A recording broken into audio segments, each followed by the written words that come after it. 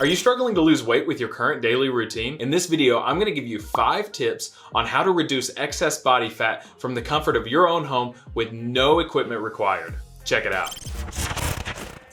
Hey guys, thanks for stopping by. My name is Devin, and if you're new here, I create content that helps you lose weight and gain muscle from the comfort of your own home. So subscribe and hit that notification bell for upcoming content. And hey, if you'd like more content on how to stay fit from home, feel free to check out our blog at rickerfit.com listed in the description below.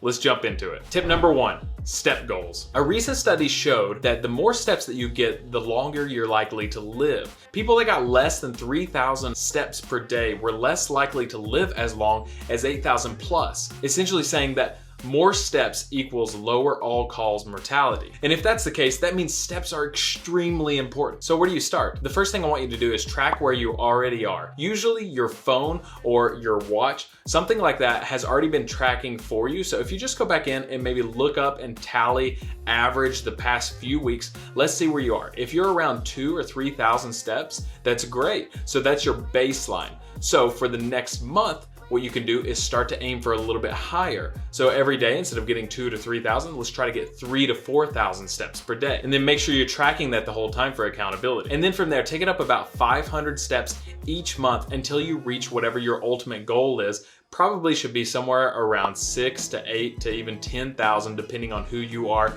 and how active you are daily. Another thing to keep in mind is that the more you move throughout the day, the more steps you're just naturally gonna get. So if you're sitting at a desk all day long, you're less likely to get as many steps as someone who's working out in a field or in a garden all day. So take your daily lifestyle, take the daily steps that you're already getting, and just increase by about 500 steps per day each month, and then progress from there until you reach your ultimate goal.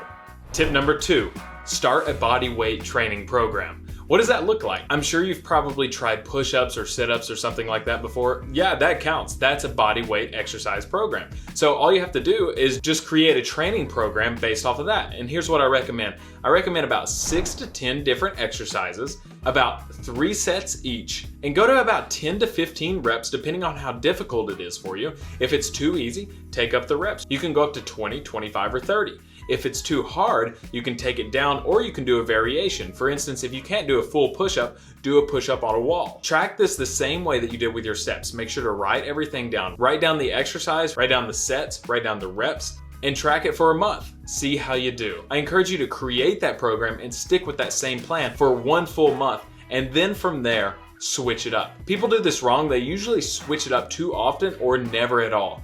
My rule of thumb is just switch it up once a month and then stick with it for that month and then change it up again next month. Tip number 3, and probably the least sexy tip out of all of these, have a calorie deficit. Yes, I know.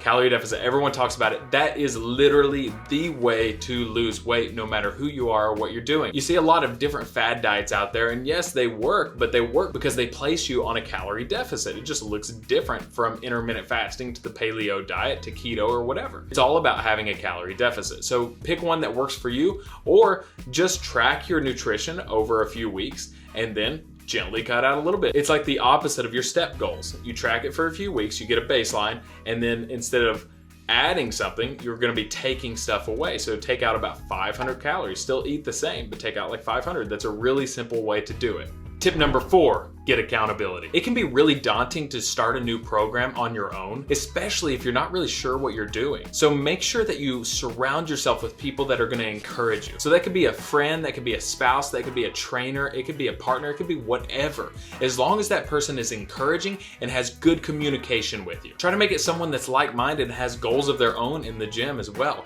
That way they'll be able to understand you. You can even be their accountability partner. You guys can help each other. As long as they're encouraging to you and they're there for you often. Tip number 5, track your progress. It sounds so simple, and I've already reiterated it so many times in this video. It is so true. You have to know where you've been to know where you're gonna get to. So track your progress. That is key. The better you track and the more information that you can write down, the better your progress is gonna be in the long run. So like I said, track your steps, track your workout, and including in that workout, your sets, your reps, the exercises that you do, track your calories.